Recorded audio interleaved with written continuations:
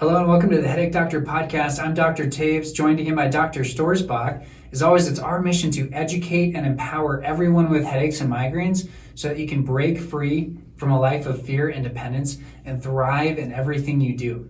On today's podcast, we are going to talk about health, what it means to be healthy, and we're going to talk about what we do to help people when we can't physically work on them. Because what we found is that there are a lot of things that you at home can do to care for yourself. Now, to be clear, the patients that we see have tried very, very hard to find a solution to their headaches and migraines. And we work with a lot of very healthy people that understand the importance of diet and exercise and being mentally well. And that's actually the type of patient that we are drawn to and find really good results with. And so when we say health and what we can help people do that they haven't already discovered on their own, really it's just these little tweaks within their day or within their understanding of what they think about when they think about headaches and migraines. Just those little habits throughout the day. And what we found is that when we can provide people with hope and a better understanding and that encouragement and just come alongside them in this process, that they'll find healing and they get better. And so what we've been doing is working with people virtually and challenging ourselves to not just think of these hands-on techniques as the only solution and option for people, and trying to talk people through this approach, a better understanding what things are attributing and building on the stress and tension, and we want to avoid those. Then we want to add in things that are therapeutic. And even people that are, like I said, very, very healthy and aware and have tried a lot of things, still this information, for some reason, is just not getting to them. And so we want to dedicate this podcast to understanding health and what it means to be healthy. We're going to go through the outline that we use when we're taking someone through our virtual program, which is a 6-session program over the course of 3 months. And we've been finding really good results with it. And it's kind of exciting. And so in sort of a nutshell version of this and a less customized version of it, we want to help our podcast listeners understand the things that we are sharing with people that have really had an impact on them. So without further ado, let's jump into our first visit with people and kind of what that looks like. And it really comes back to the importance of understanding the problem. So Jacqueline, let's go over the problem and why that understanding is very freeing for people. Yeah, I think a lot of people come to us and are a little bit frustrated and helpless and been through a lot. And so the first thing we do is obviously listen really well. And I think that can be missing with some other healthcare providers. We take enough time to truly hear your story, your history, understand what brought you there. And then we can take time to help them understand, like you said, what the problem is. Our expertise comes as physical therapists on how we move, and we educate them on the specific joints in the upper neck that should be moving a certain way and releasing tension throughout the neck and ultimately calming down their symptoms. And that there is a musculoskeletal issue stemming from the neck that causes most headaches and migraines.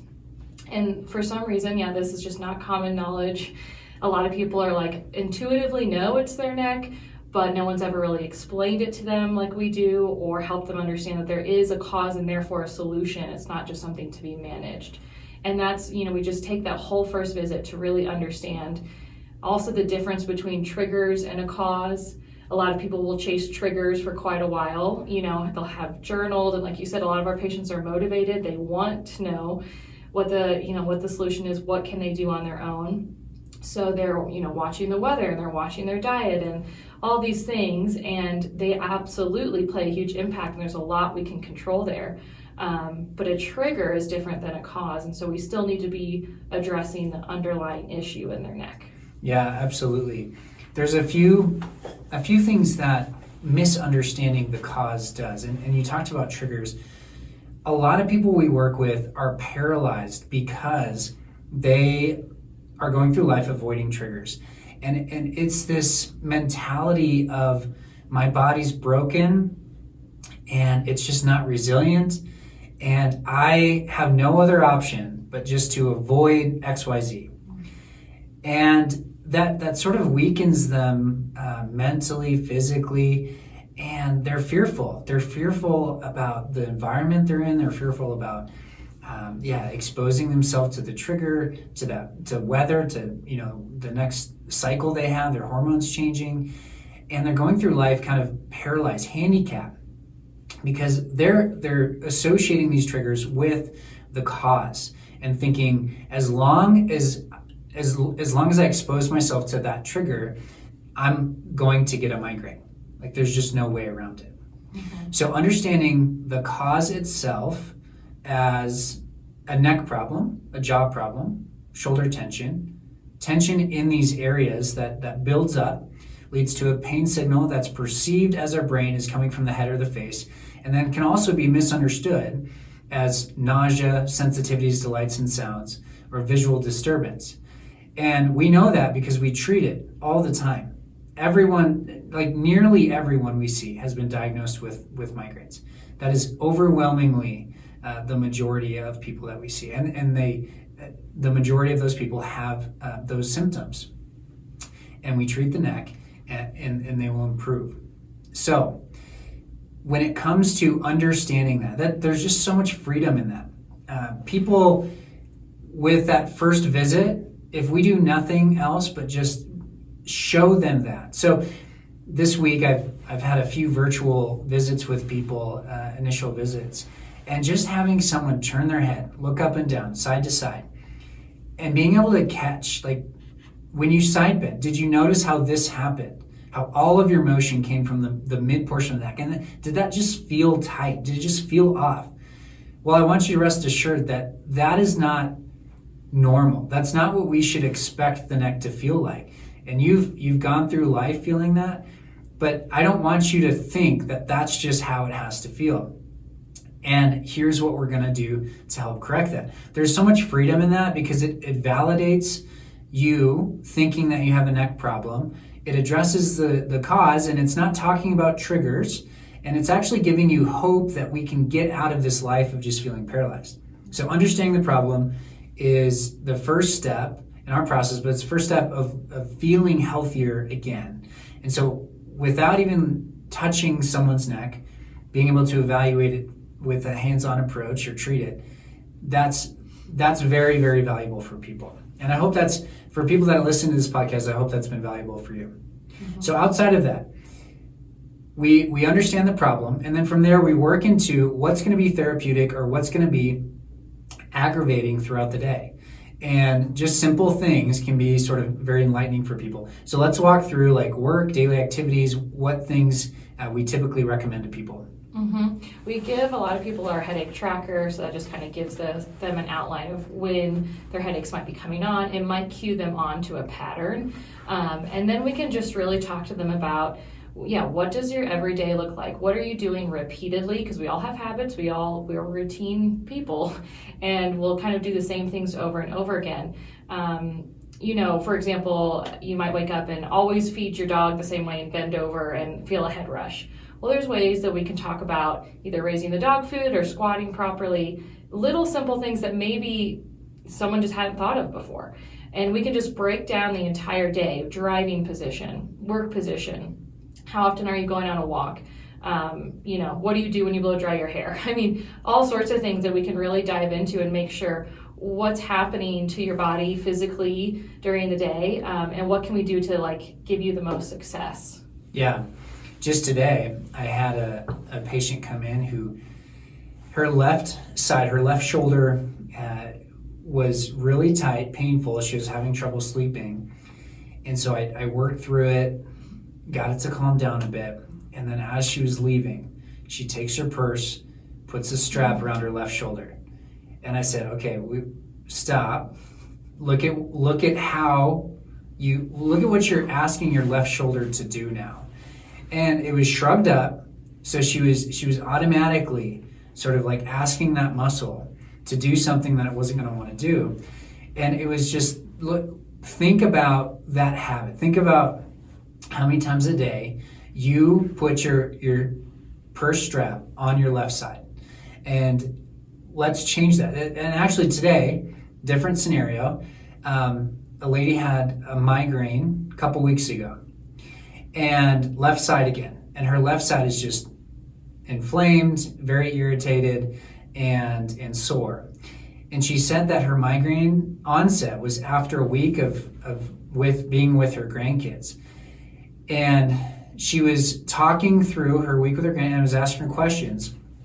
And she realized that every time she picks her grandkid up, she will hold them on her left side because she's right-handed. And so she wants her right hand free to be able to do things while she's holding a grandchild. And 100%, that is playing into her tension. So what do we say? Like, we don't say, well, never pick up your grandkids, because that's not the answer. But be mindful of that. And switch up the position you hold your grandkids in. Maybe if you don't need to hold them, then have them walk, have someone else hold them. Or just implement the things that are therapeutic. And so it's those little things that people maybe we overlook. I feel like our role in this is really just illuminating things, and then people have these aha moments of like, oh yeah, no one's ever, like, I've never thought about it, that specific thing, as having enough impact to want to change it or feel like it needs to be changed. Mm-hmm. But those little things combined over time can really make a difference. Yeah. And so what are things that are like therapeutic? So when we talk about how do we reverse tension, if someone's building up tension because they're holding their grandkids, what can we do to counteract that? Well, the first thing is just find balance. So maybe switch sides, even if it feels awkward, even if you're a little bit slower with your left hand. It's just a fun game you can play with yourself, like, can I still open the fridge with my left hand, that sort of thing. So the first thing is, maybe just find your asymmetry, or the one way you love to go, and just play around with the other side. There's a lot of things therapeutically too that I think we think treating ourselves is self-indulgent, or especially I think of like my mom's generation. If they're very, they're really good at serving and helping, but they if you tell them to take 10 minutes to themselves, it's kind of like a strange idea. But everyone deserves to be aware of their own body, and at the end of the day go, I wore my purse a little too much on my left side. I'm going to get my massage gun out, or I'm going to get my Theracane out, or I'm going to ask my husband to just rub my shoulders, release some tension, and know that it's okay. It's okay to give yourself that self-care. Maybe take an Epsom salt bath. Just be aware enough so you don't go 6 weeks and then wake up one day and go, oh my gosh, everything hurts. Maybe take 10 minutes to really, be aware and take care of yourself at the end of the day. Yeah, another big one in this category that we've hit on several times in this podcast, but it's just like sleeping position. Do you take naps? Do you read a book at night? Do you watching TV before bed? And the position you're sleeping in, those are all like the low-hanging fruit of things that we can change, that we can grab onto and educate people. So actually just this morning, there was an ad for a pillow. They must know that I treat headaches or something. And I looked at it, and it had great reviews, and people loved it. And it was advertising the pillow as being good for back sleepers, side sleepers, and stomach sleepers. And again, there are people that sleep on their stomach and are fine. But I'm convinced enough that sleeping with your neck turned all the way to one side, for most people, I would shy away from. And so even that, someone who has poured, time, money, effort, a business that has poured time, money, effort into a pillow like that, has marketed in a way where they're kind of validating sleeping on your stomach. And so that information being out there, people go through life and they think, okay, if I just get this pillow, I should be okay sleeping on my stomach. And it takes us stepping in there and saying, no, do you see how restricted your neck is? There's no way your neck is going to be okay with that. And likely, if you're not waking up with a migraine, it'll set you up for failure throughout the day. And so little things like that, we love to figure out. And so we have people oftentimes journal, because if they find success and they're doing well and they have a setback, we want to know what if it was one activity, multiple activities, what things were you doing that led to that setback? So that's usually the second part, or the second thing that we'll say, those little things throughout the day that will contribute to health. And so from here, we want to look at, let's say, diet, understanding inflammation in our body and stress, things like that. And so let's just give an overview of what that might look like. Yeah, it's good to just kind of give a good picture of like, what does it look like to eat right? I mean, there's a lot of diets out there, a lot of fads, but I think just kind of stepping back and look at a balanced diet and just taking note of what are you doing on a daily habit? What are a couple of things maybe we could cut out, a couple of things we could add? And then, like you said, looking at inflammation, how does sugar play into inflammation? How do other things play into inflammation? Caffeine, a lot of people have questions about caffeine. We can really dive into that and teach you what the research says. So as far as diet, there's a lot we can go into with that and help people without it feeling overwhelming. Just make little changes, and enough little changes at a time to see, what helps, what doesn't. It doesn't need to be a huge overhaul, but just little things can actually make a big difference. Yeah, again, when it comes to diet in particular, I had a conversation just today, actually. This stuff comes up all the time. We talk about this all the time, but a patient was wondering if diet was playing into their headaches and migraines. And it's, at least in the podcast that we went over, where we went over diet, looked into the research, if you consume a certain type of food that could be inflammatory to your system, and you have a response, then that's an indication you need to pursue that, understanding if your body's impacted by, say, let's say dairy, where you consume dairy, you have a headache or a migraine after, that's a clear indication like we should probably understand that better. But again, she was asking, is dairy causing my migraines? I know my neck's a part of it, but is dairy the other part of it? Is dairy the thing that's causing it? And what we would say is that it's changing the environment that you're experiencing this neck problem. And so having context for how diet is going to impact you and looking at it as overall health and giving your body the best chance to deal with neck tension in the right environment is what we want to accomplish. And I don't believe that, so if we see someone that has no movement through C1 and C2, or no movement through the head and their first bone in their neck, and they're just all locked up, I don't believe you have to be 100% to feel better. I don't even believe you have to be 50% as far as your range of motion to feel better.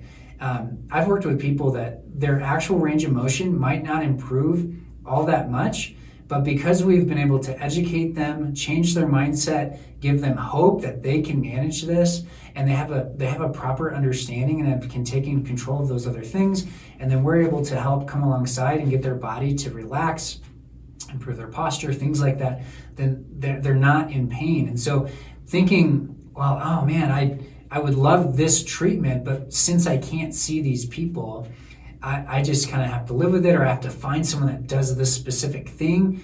And not to say, so that can be a worthy pursuit, because we see that in-person care is very important. But it's not the only thing that you can do. All right, so after that, the in-person care. That's a transition, that's a segue, that's my segue into what do people need to do as far as finding in-person care, and how can we help people navigate the healthcare system? Because I think that's a big question mark for a lot of people, is who do I even see?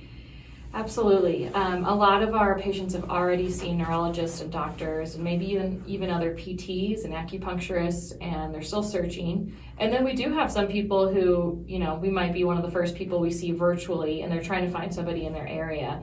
And we can definitely help with that.